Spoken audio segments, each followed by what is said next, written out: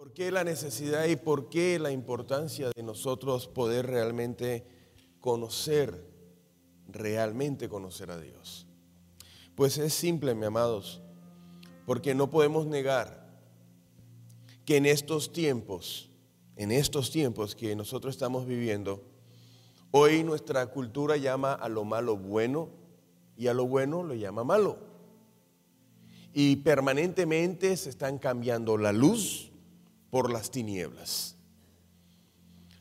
Y nos es necesario, para que podamos cada uno de nosotros entender la terrible naturaleza de nuestro pecado, lo horrible que es nuestro pecado, para que nosotros podamos tener una clara magnitud de lo horrible, de lo dañino que es nuestro pecado. Nos es necesario tener una clara visión de aquel que la Escritura nos describe y nos enseña contra quien nosotros realmente es que estamos pecando. Hoy en el pecado, en nuestro contexto contemporáneo, lo conocemos como el pecado hacia las personas. Él pecó contra esta persona. O quizás podemos decir que este hombre o esta persona pecó contra la sociedad con todos los asesinatos, múltiples masacres que nosotros estamos viendo.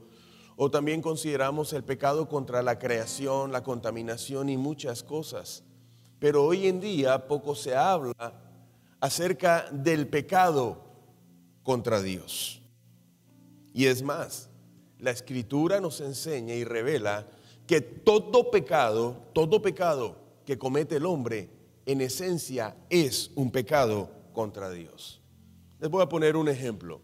El rey David traicionó a su pueblo, cometió adulterio y planeó el asesinato de un hombre inocente, al esposo de Betsabé. Él planeó el asesinato de este hombre. Y en su tiempo, cuando vino la reprensión del profeta Natán y lo trae al entendimiento y David llega al arrepentimiento, quiero que veamos cómo fue la confesión del rey David hacia Dios. Recuerda esto: había traicionado al pueblo, había cometido adulterio y mandó a matar a un inocente. Pero yo quiero que miremos las palabras del rey David en su confesión a Dios. Salmo 51, versículo 4 dice la palabra de Dios así: contra ti solo he pecado y he hecho lo malo delante de tus ojos, para que seas reconocido justo en tu palabra y tenido por puro en tu juicio. Este verso, amados, quiero que sepas, enseña dos poderosas verdades. La primera verdad que enseña este texto es que aunque hayamos cometido pecados contra otras personas o aún contra la misma creación, mi amado, al final todo el pecado va contra Dios. Y la segunda verdad que este verso revela es que el pecado es atroz. El pecado es supremamente horrible. Y además de que causa un daño terrible contra quienes nosotros pecamos, y aun si pecáramos aún contra la misma creación, lo cierto es que cada pecado es una ofensa grave cometida contra un Dios santo y un Dios único y especial. Esa es la realidad de nuestro pecado.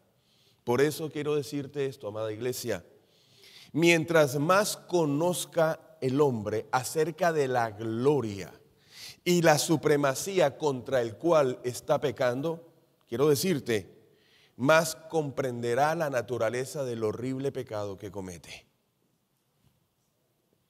Un verdadero conocimiento de Dios, iglesia, llevará al hombre a tratar incluso con la más mínima falta, con la más mínima desobediencia a la palabra de Dios como un grave crimen. Y caso contrario, el desconocimiento, la ignorancia de quién es Dios, lo que va a hacer es que va al hombre a llevarlo a pensar que el pecado no es nada, que el pecado es una falta mínima, y esa es la realidad que hoy muchas personas consideran. Hay muchos que ven su pecado como si no fuera nada, como si fuera una simple bobada. Y sabes, Israel, el pueblo de Israel, llegó a estar en esta condición. El pueblo de Israel olvidó las verdades esenciales de quién es Dios. No tuvo en cuenta el carácter de Dios y empezó a vivir de una manera completamente fuera de los preceptos, ignorando y desconociendo el carácter de Dios. Pero yo quiero que veamos cuál es la respuesta de Dios ante esta actitud de Israel. Salmo 50, 21 dice: estas cosas hiciste y yo he callado. Mira lo que dice el Señor. Pensabas que de cierto sería yo como tú, pero te reprenderé y las pondré delante de tus ojos. Su entendimiento equivocado de Dios, la manera que el pueblo de Israel estaba en ese momento pensando acerca de quién era Dios, esa falta de entendimiento, no les permitió tener una claridad de la condición de pecado y de lo mal que ellos estaban actuando contra Dios. Déjame decirte algo. El hecho de que tú vengas pecando y sigas pecando y aún no hayan venido consecuencias de tu pecado a tu vida que te hagan timbrar o que tú entiendas que esto es consecuencia de tu pecado, no consideres, amado, que las consecuencias o el pago de Dios no va a venir en su debido momento. Porque el grave error que nosotros consideramos es pensar que Dios actúa como yo actúo. Que yo pienso, que Dios piensa como yo pienso. Yo estoy ignorando algo que me hicieron. No. Y por no tener este claro entendimiento es que en verdad nos vemos en situaciones bien complicadas.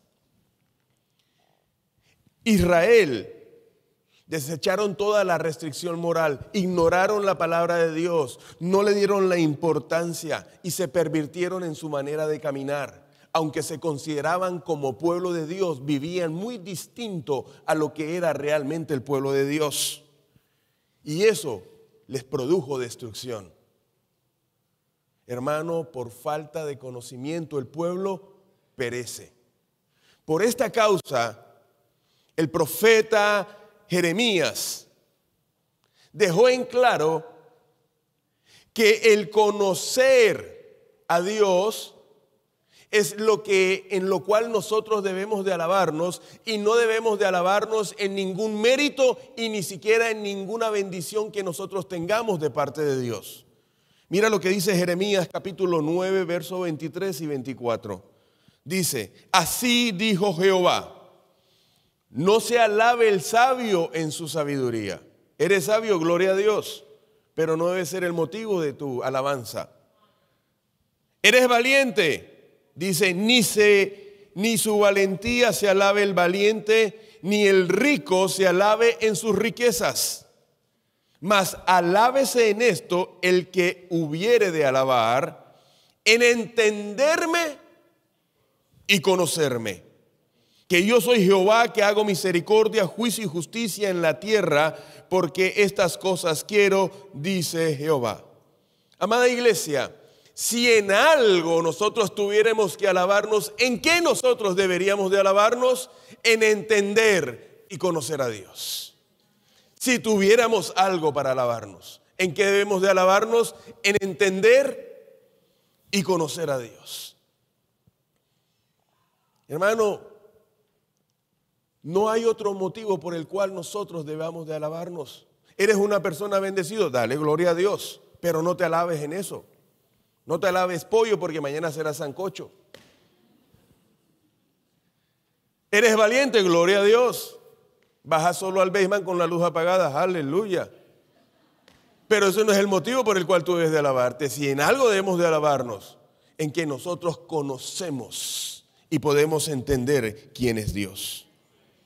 Déjeme decirle una cosa, sin exagerar,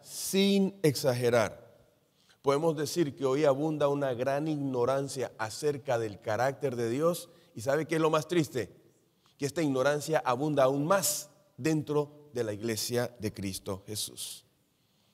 Porque la verdad, muchas personas tienen ciertas opiniones acerca de Cristo, acerca de Dios, de acuerdo a lo que dice la Biblia en algunos asuntos que la Biblia menciona. Pero la mayoría desconoce la realidad de su pecado, de la naturaleza de su pecado debido al desconocimiento de Dios.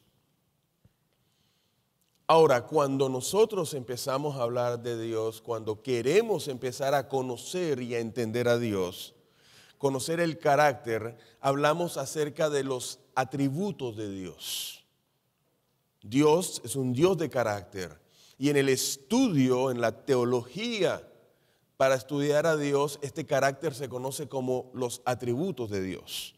Y los atributos describen esencialmente cómo es Dios, quién es Dios. Cuando hablamos de atributos, estamos describiendo quién es Dios tal como Él es.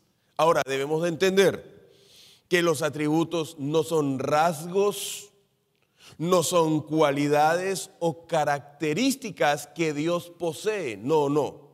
Sino por el contrario, son expresiones que muestran la esencia, la naturaleza, quién es Dios.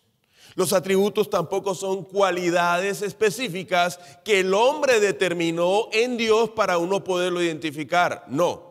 Los nombres que se designan los atributos de Dios es para darnos entendimiento, para que nosotros podamos conocer realmente cuál es su esencia, cuál es la esencia de Dios.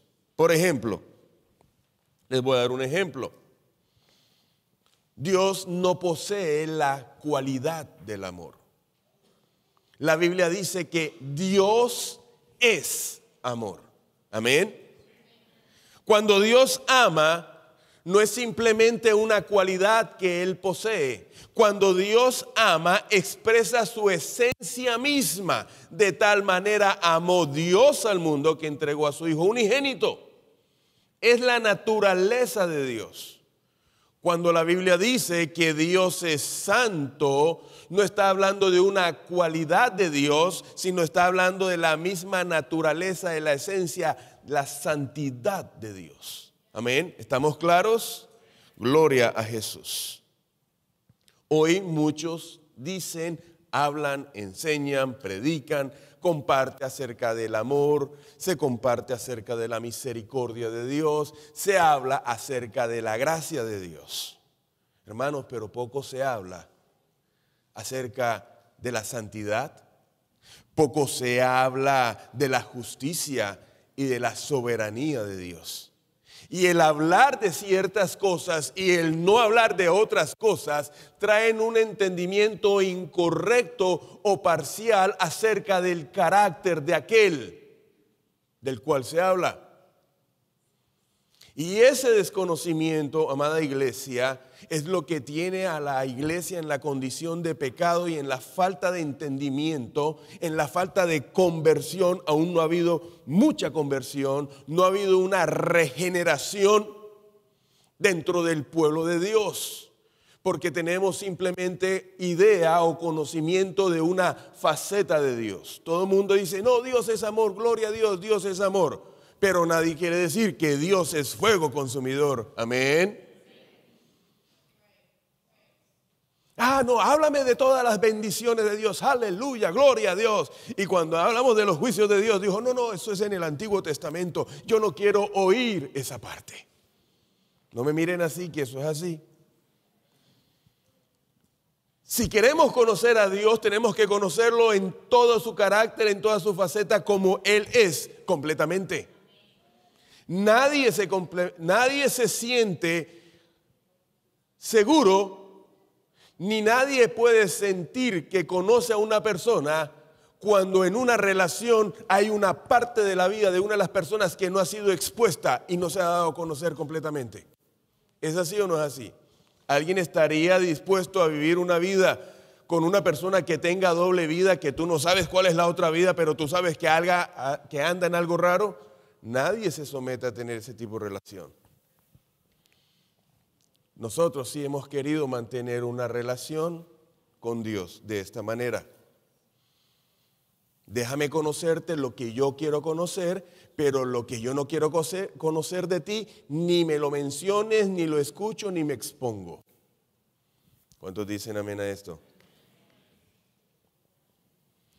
Dentro de la clasificación, para hablar de los atributos de Dios, las más conocidas, hay dos clasificaciones, las más conocidas, y son los atributos absolutos o comunicables de Dios. Son aquellos atributos que se dan exclusivamente, que operan, que se manifiestan solamente en Dios, que no comunica. Y los atributos morales o atributos comunicables, que son aquellos que Dios comunica a otros. Les voy a dar unos ejemplos. Los atributos absolutos o no comunicables de Dios, tenemos la eternidad de Dios. Hermano, Dios ha sido eterno por siempre. Nosotros no. Nosotros no hemos existido por la eternidad. Dios sí ha existido por la eternidad. Otro atributo absoluto es la inmutabilidad. Hermano, Dios no cambia. Dios es el mismo ayer, hoy y siempre y por los siglos de los siglos. Nosotros hoy sí y en media hora no. ¿Es así o no es así? Dios no cambia.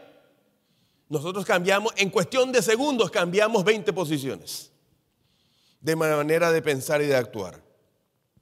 Dios es omnipresente. Dios está presente en todas partes. Nosotros no. Nosotros estamos aquí y si estamos aquí no podemos estar ni allá. Entonces, estos son atributos absolutos, atributos no comunicables, incomunicables de parte de Dios. Ejemplos de atributos morales o comunicables. Por ejemplo, el amor. La Biblia dice que Dios es amor, pero nosotros podemos amar, ¿verdad? Tenemos la capacidad de aprender a amar, podemos amar. El conocimiento, Dios tiene conocimiento. Y nosotros también podemos adquirir conocimiento. Nunca como el conocimiento de Dios, pero tenemos la capacidad de adquirir conocimiento. Misericordia. Dios es un Dios misericordioso y nosotros en algunos momentos también obramos en misericordia. Amén. Justicia. Dios es justo. Y nosotros en algunas ocasiones, podemos obrar en justicia. Amén. Hasta aquí era la introducción. El propósito de esta serie, como les dije, es que tú puedas y todos podamos conocer el verdadero carácter de Dios. Que quizás el pensamiento, la idea que nosotros hemos tenido de Dios, podamos extenderla y llegar a un mayor conocimiento y a un mayor entendimiento de parte de Dios. Mira lo que decía Jeremías: si en algo nosotros hemos de alabarnos, es en entender y conocer realmente nuestro Dios. Él es un Dios realmente maravilloso. Y durante estas semanas lo que voy a hablar son aspectos para que nosotros tengamos una idea de quién es Dios, para que nosotros podamos visualizar y entender la grandeza de nuestro Dios, para que nosotros podamos ver y entender cuál es nuestra real condición delante de Él, y eso efectivamente nos va a ayudar a tener una relación correcta con nuestro Dios. ¿Cuántos dicen amén? Vamos a empezar a ver los atributos absolutos o incomunicables de Dios. Y el primer atributo que vamos a ver es la autoexistencia. Autoexistencia, también conocida como la autosuficiencia o independencia de Dios. Autoexistencia, autosuficiencia o independencia de Dios. ¿Qué define, qué dice este atributo acerca del carácter de Dios? Primero, hermano, que Dios no tiene origen y no tiene fin. Nosotros sabemos el día que nacemos y el día que vamos a partir. Él es eterno. Él no fue creado, amado, y no depende de nada ni de nadie para poder existir. Dios, para poder ser Dios, escúchame esto, Dios para poder ser Dios no necesita ni de nosotros ni del resto de la creación. Él autoexiste. La Biblia enseña esta verdad de una manera clara, transparente y perfecta. Juan capítulo 5, verso 26 dice: porque como el Padre tiene vida en sí mismo, así también ha dado al Hijo tener vida en sí mismo. Caso contrario, el de nosotros. Nosotros desde que nacemos dependemos completamente del cuidado de otras personas para poder vivir. ¿Es así o no es así? Esta semana llegaron 3 nuevos miembros. Ethan y 2 niñas más. Nacieron 3. Hermano, cuando tú ves la condición de ese bebé, que de 4, son 4, me están diciendo, 4 bebés. Cuando tú ves la condición del bebé es de completa y total dependencia. Hermano, ¿usted sabe esa vida tan rica? Comer y dormir. Te cargan, te soban, te sacan los gases. Eso es algo realmente espectacular. A Dios nadie lo cargó, a Dios nadie tuvo que sacarle los gases ni darle de comer. Hermano, Dios ha existido por siempre y para siempre. Dios no necesita de nada, de nadie.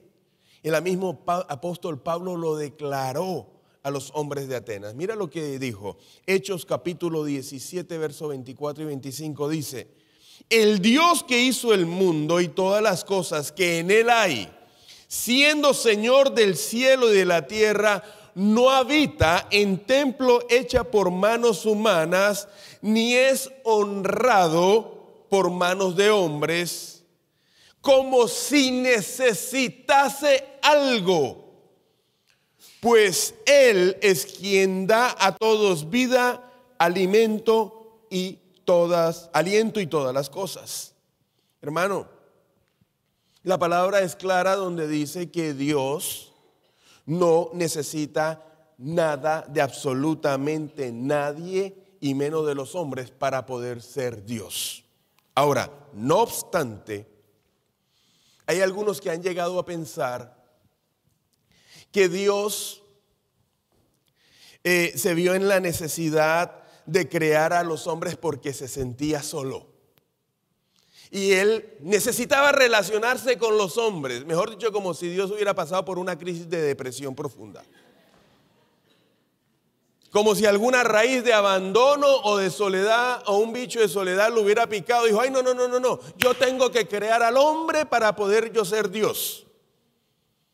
Y hay otros todavía, amados, que le han pedido un milagrito a Dios y al no responder, al no recibir la respuesta de Dios, entonces piensan: te voy a castigar y te voy a poner a sufrir.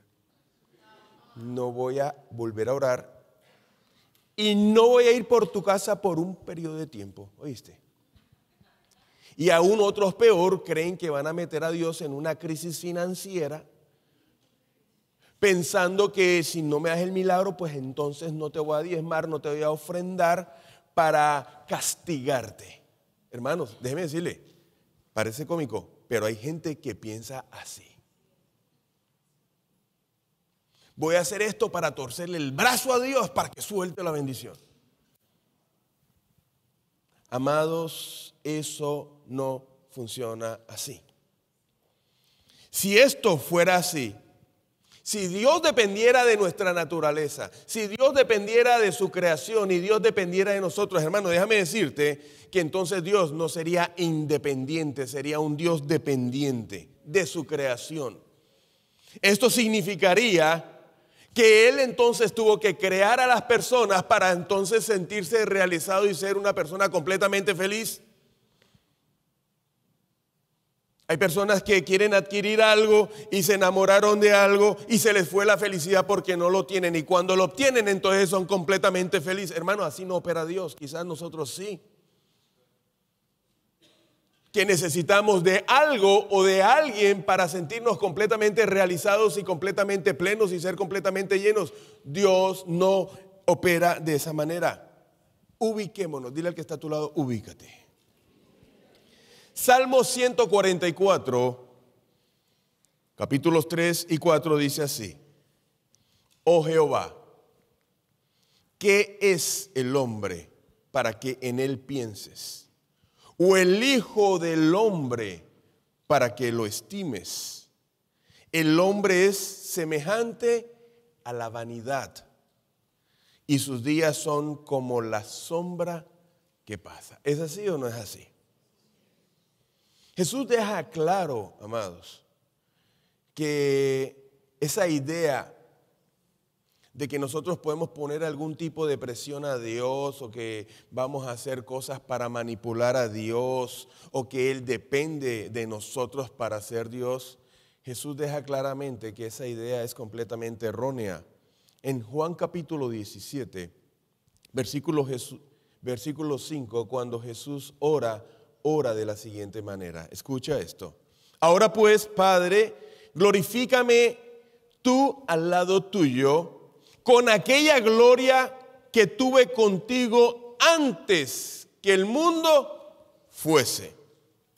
Vemos, hermano, entonces, que Dios no estaba solo y mucho menos tenía depresión, sino que por el contrario compartía la gloria con el Hijo. Amén. Ahora, con respecto a la existencia de Dios, es bien importante. Debemos de saber que Dios existe por la naturaleza propia que Él tiene de ser Dios. Que Él nunca fue creado, que Él nunca empezó a existir, porque siempre Él ha existido y siempre ha sido. Este hecho se ve cuando en Apocalipsis capítulo 4 versículo 11 se declara lo siguiente: Señor, digno eres de recibir la gloria y la honra y el poder, porque tú creaste todas las cosas y por tu voluntad existen y fueron hechas. Hermano, Él es el único creador. Todo lo demás es creación y todos los demás somos criaturas. Quiero que sepas, toda la creación y todos podemos dejar de existir en un momento, pero Él sigue existiendo y existirá por siempre y para siempre. ¿Cuánto le pueden dar la gloria a Dios? Aleluya.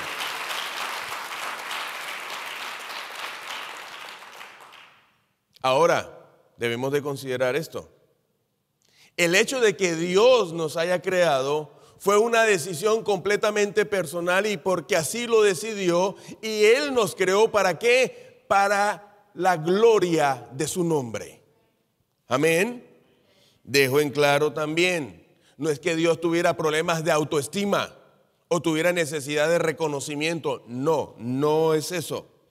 Sin embargo, el hecho asombroso de que Dios nos haya creado para que entonces tú y yo le produzcamos gozo y alegría a Él, es lo que nos debe dar el verdadero entendimiento y significado del por qué tú y yo estamos aquí en la tierra, que es solamente para darle gozo y alegría, porque así lo determinó Dios, y que nuestra existencia, la base de nuestra existencia, es una verdadera bendición y privilegio, amada iglesia. Que nosotros no estamos ni tenemos una relación con Dios simplemente para que Dios actúe caprichosamente dándonos todo lo que nosotros le pedimos. No es para que entonces Dios a mí me haga feliz, sino que yo estoy en esta tierra para que el corazón de Dios sea agradado en todo lo que yo hago, en todo lo que yo digo, en todo momento.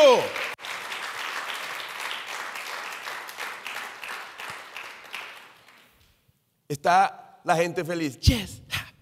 ¿Qué pasó? No, Dios me hizo este milagro. Aleluya. Yes. Y está la gente así. ¿Qué pasó? Dios no me ha respondido. Hermano, La relación de Dios no es para que tú te goces o no te goces, para que tú estés feliz o no estés feliz. La razón de nuestra existencia es para que lo glorifiquemos a Él. El solo hecho de vivir, dale ese fuerte aplauso.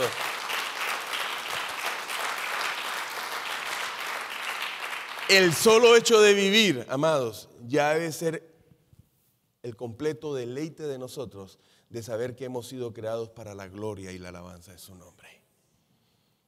Entonces, mi amado, primer atributo, Dios es completamente independiente, autoexiste, mi amado. Y ten esto, no necesita nada de nosotros. Amén. Señor, te voy a hacer este favor, pero necesito esto.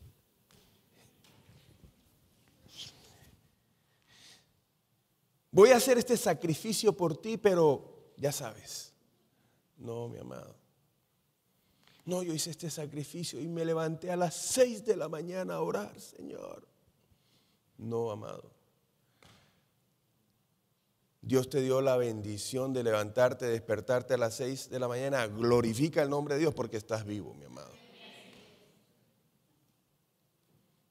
Sin mirar al que está a su lado, dile, yo necesito que ores por mí. Dile, yo necesito que ores por mí. Amén. ¿Nos estamos ubicando, mis amados? ¿Nos estamos ubicando? Segundo atributo de Dios. Dios es inmutable. ¿Qué quiere que hable? ¿A qué se refiere este atributo? Dios en su naturaleza es inalterable. Amado, Dios es perfecto. Él no crece ni se declina. Dios no cambia en relación a su ser, sus decretos y respecto a sus obras. Él dijo y Él así hizo. Él es y permanece igualito todo el tiempo. Dios ha existido desde antes de que fueran hechos los cielos y la tierra, mi amado. Existirá mucho después cuando todo deje de existir. Él es y permanece y seguirá siendo el mismo Dios. El profeta Malaquías lo describe de una manera perfecta. Malaquías capítulo 3, verso 6, mira lo que dice Dios. Porque yo Jehová no cambio. Yo Jehová no cambio. Ahora, sin embargo, Dios actúa y siente emociones y podemos decir que Dios responde de acuerdo a cómo se presenten ciertas cosas en momentos determinados. Lo cierto es esto, iglesia, que una vez que Dios promete o ha determinado algo, Él lo cumple. ¿Cuántos dicen amén a eso? ¿Cuántos dan testimonio? Denle un fuerte aplauso. Dios es fiel, amado.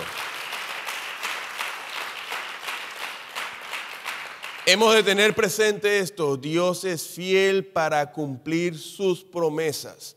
Él no es como ninguno de nosotros en las cosas que nosotros prometemos. Números capítulo 23, verso 19 dice esto. Dios no es hombre para que mienta, ni hijo de hombre para que se arrepienta. Él dijo y no hará, habló y no ejecutará.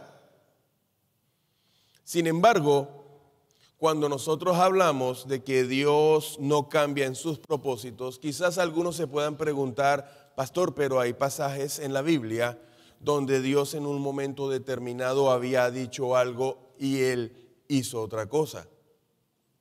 Un ejemplo en el caso de Jonás y Nínive, ¿se acuerdan? El pecado de Nínive había llegado hasta la presencia de Dios, había colmado la paciencia de Dios y Dios le dijo a Jonás, Jonás, ve y anuncia a Nínive que en 40 días van a ser destruidos.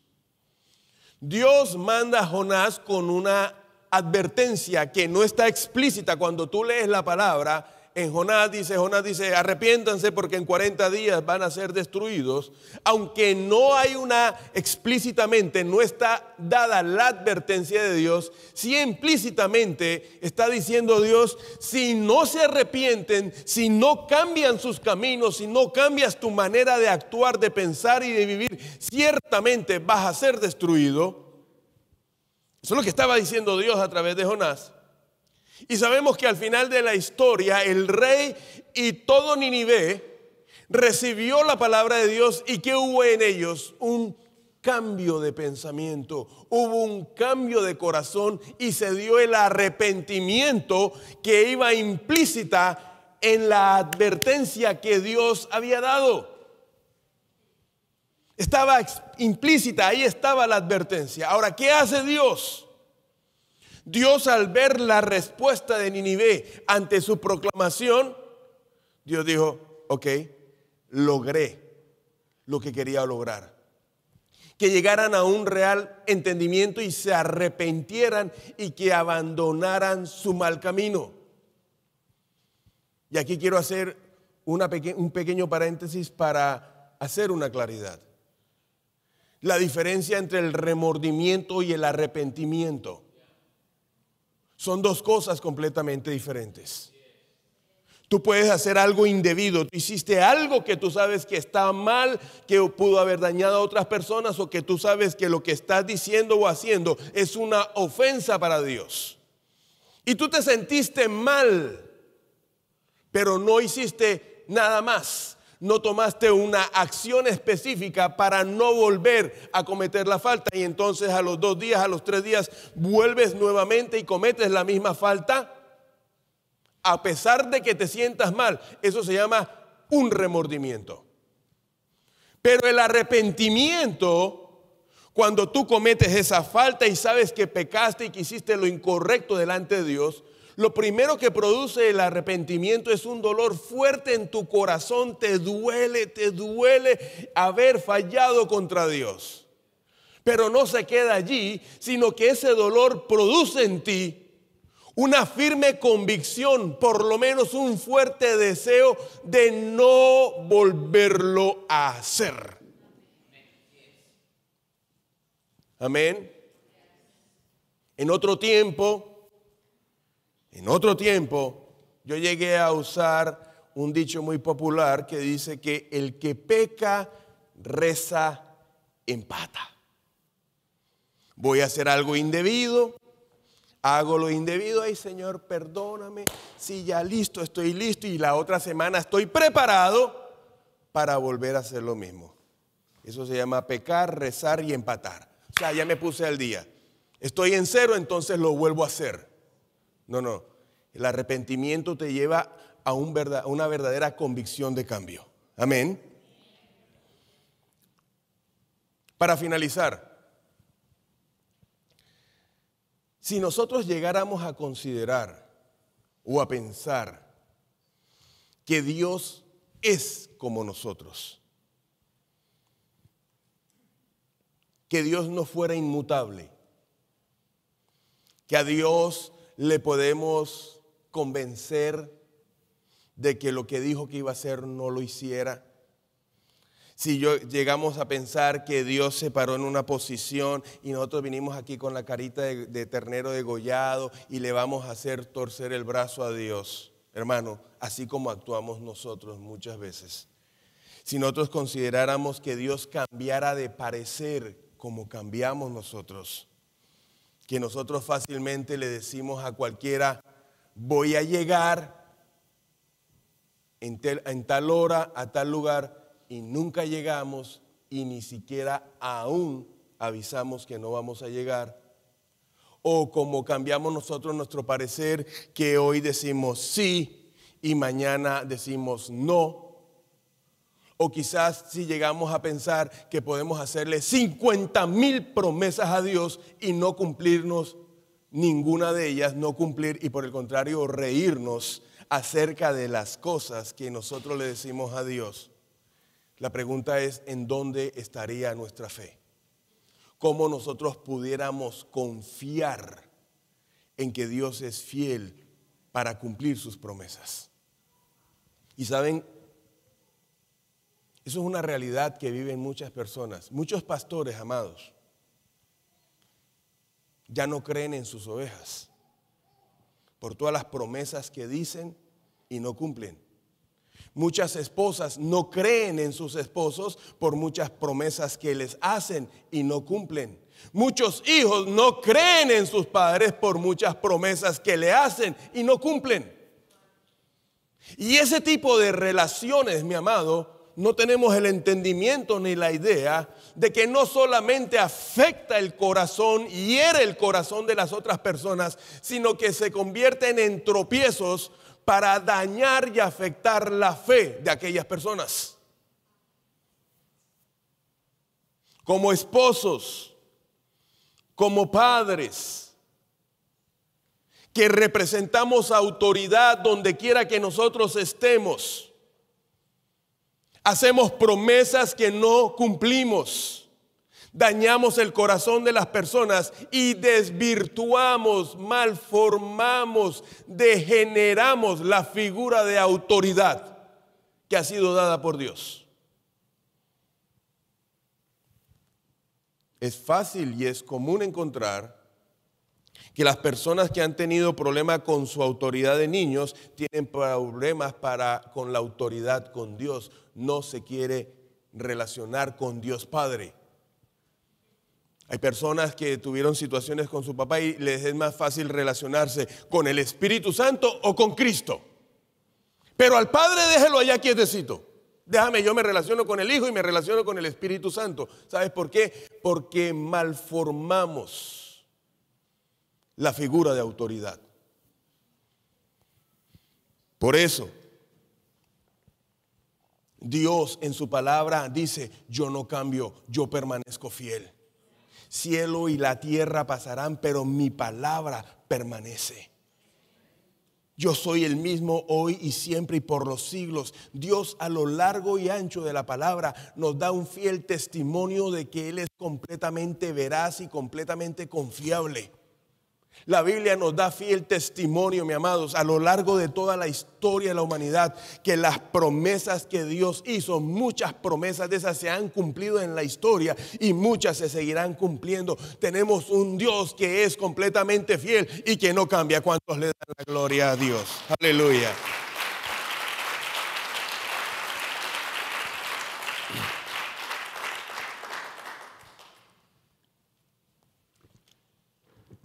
Quiero finalizar con Santiago capítulo 1, verso 17, que dice así: toda buena dádiva y todo don perfecto desciende de lo alto. ¿Cuántos dicen amén? Del Padre de las luces. Escucha este: en el cual no hay mudanza, ni sombra de variación. Iglesia, tenemos un Dios glorioso que en nada, escúchame esto, que en nada es igual a nosotros en su carácter. En su carácter, en nada es igual a nosotros.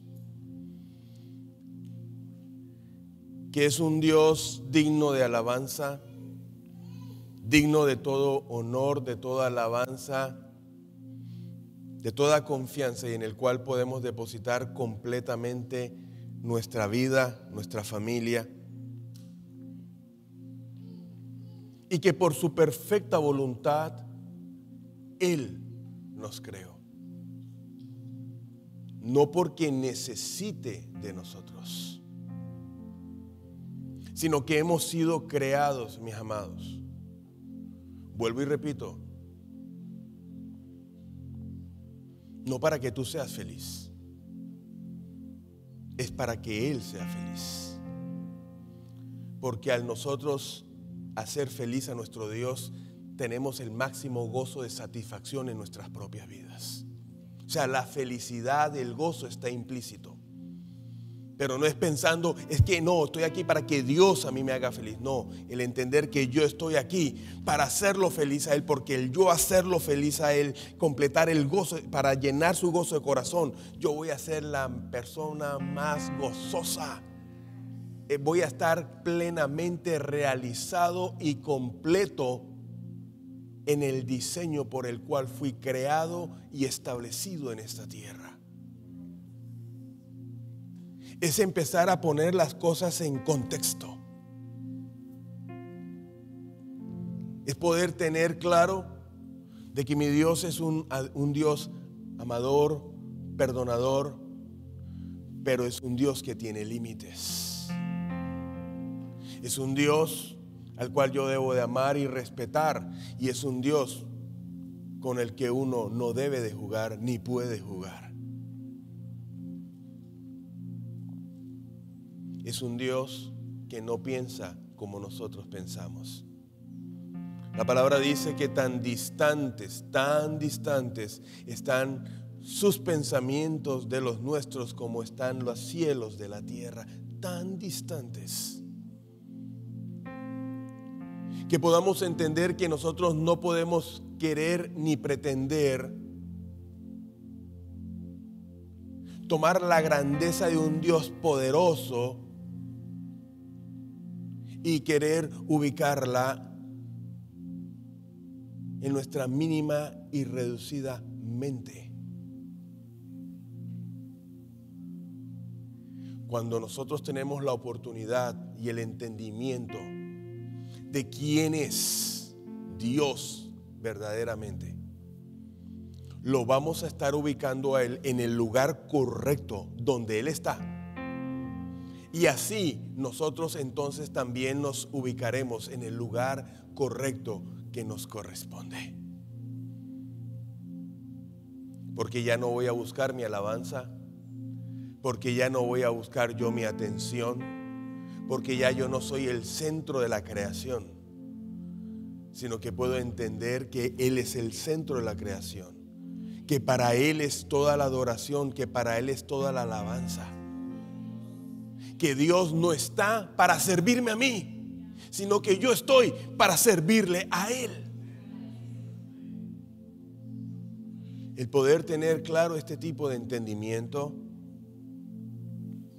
iglesia, nos va a poder permitir ver eso que nosotros consideramos una bobada, mi pecado. Eso no es nada, una mentira, todo mundo miente. Una mala intención, una mala motivación, la avaricia, lo que sea, eso que consideramos nada, para Dios es una gran ofensa. Porque para Dios el pecado es uno y es el mismo. El que miente, amado, es como el que mata delante de Dios. Pastor, yo nunca he hecho drogas, yo nunca me he emborrachado, gloria a Dios, pero ese es un mentiroso de porra. Y los mentirosos no van a entrar en el reino de los cielos. Entonces no te alabes porque no has consumido drogas, no te alabes porque no has hecho lo uno y lo otro. Si estás haciendo lo otro, estás en la misma condición.